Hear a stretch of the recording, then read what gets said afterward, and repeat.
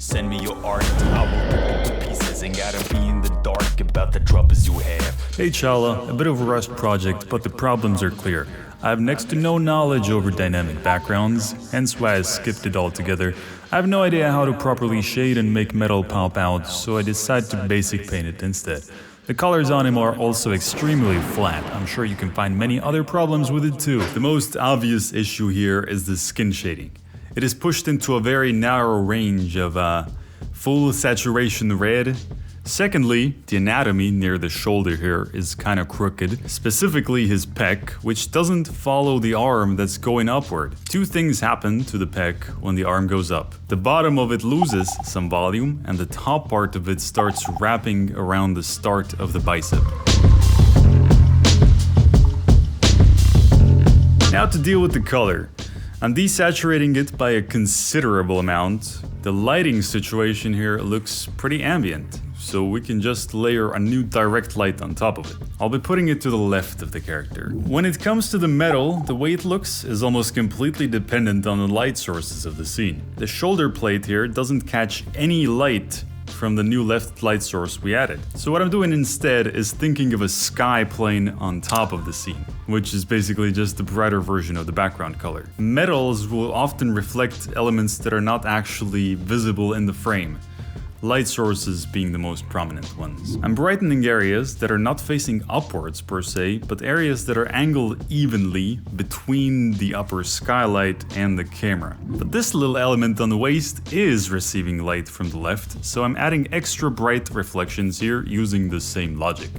It's a pretty small element though, so I'm not being very precise with the brushstrokes. As far as the background of the scene, there are ways to still make it dynamic while not really depicting any objects. I usually start with a gradient composed of a dark and light version of the background color. Next, I space these colors out with a large brush while being mindful of the value relationships between the character and the background. So here I tried to have everything going on basically, some dark versus light, light versus dark, dark versus dark, and light versus light all at once. I'm doing all of this using a smoke brush, which just creates some hazy atmosphere.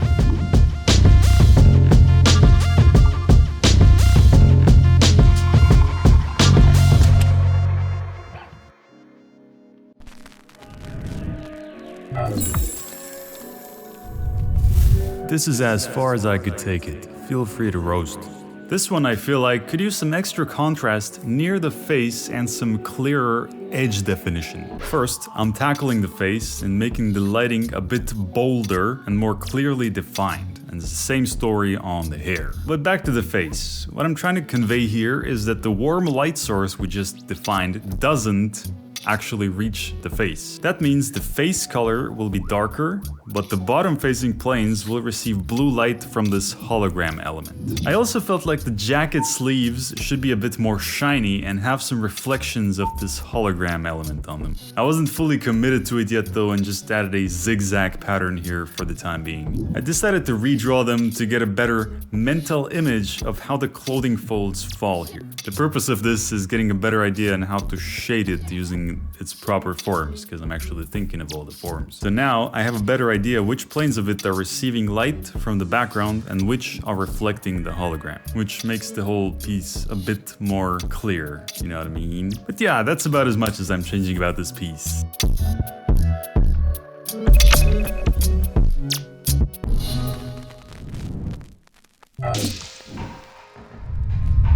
This one is still a bit unfinished, but mostly I am having trouble with values, especially matching background with the character. Those to weigh as much as needed. Main changes I want to make here are related to the background because the character itself is pretty well drawn. So this scene features two white elements, the snow and the sky. Since the sky actually emits light, it should use a brighter value than the snow, which just receives it. For some reason, I was a little afraid to make drastic changes to this piece first, and focused on unnecessary things here, like overpainting the character's clothing as a form of procrastinating on dealing with the real issues. But anyway, I eventually got out of it and got back to working on the background. I realized how undefined all the elements are and tried to render them. starting with this rock. By simply adding a layer of snow on top of it, I increased the readability significantly. I gave some more definition to the foliage in the foreground and added some little elements poking out from under the snow. And finally, I also rendered out the trees a little more.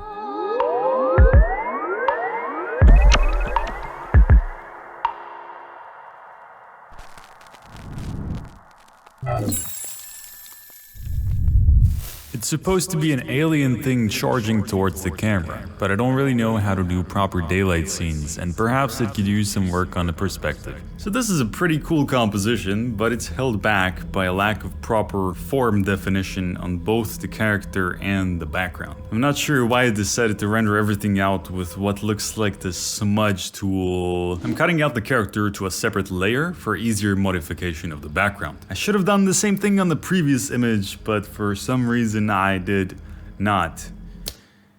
Anyway, I'll start by adding some rocky texture on the ground. To do this, I'm thinking of a light source that's coming mostly from the back.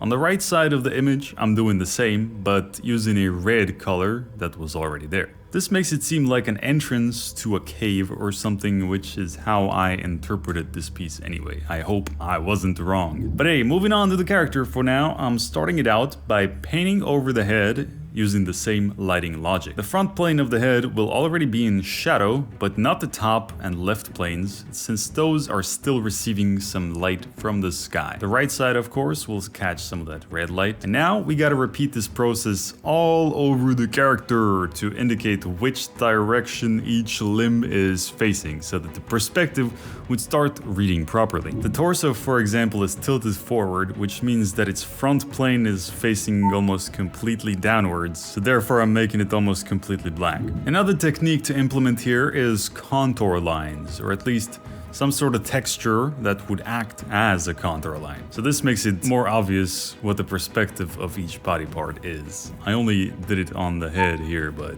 could have done it elsewhere as well. To go back to the background though for a moment, I thought I'd render out this white cloud thing up here, but ended up repainting the whole sky. Rather quickly and roughly though, using a cloud texture brush. This enhances the overall atmosphere significantly, which is nice. A little bit more detailing on the rest of the background, and as a finisher I'm adding a circular gradient all over the sky to imply like light spill or a strong backlight, which just adds a cool little element.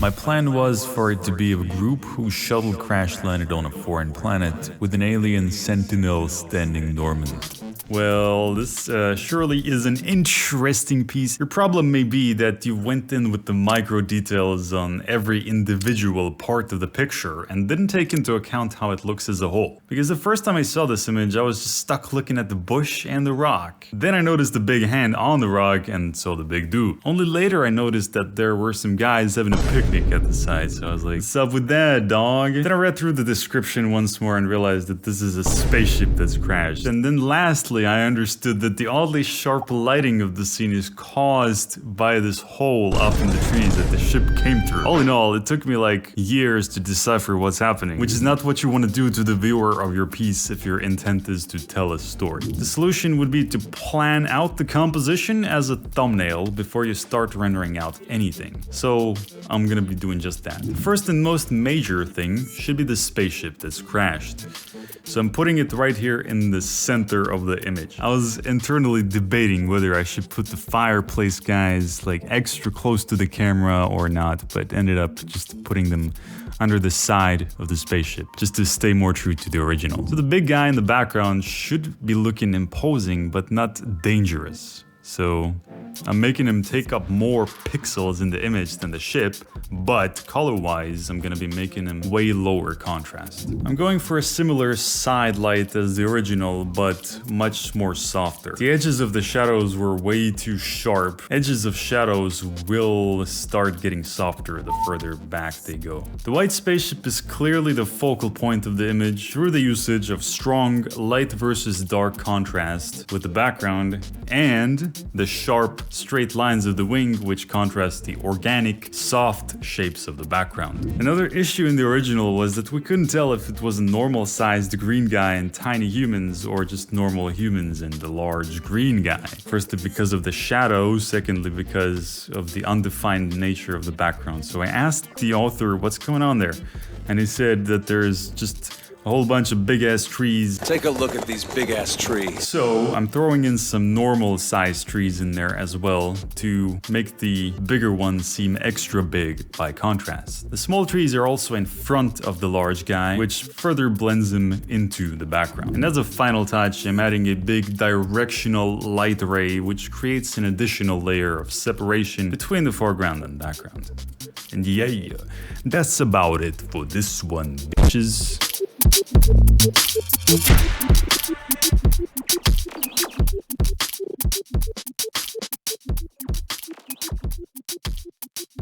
Buy my shirts right now or else. Bruh, check out my SoundCloud.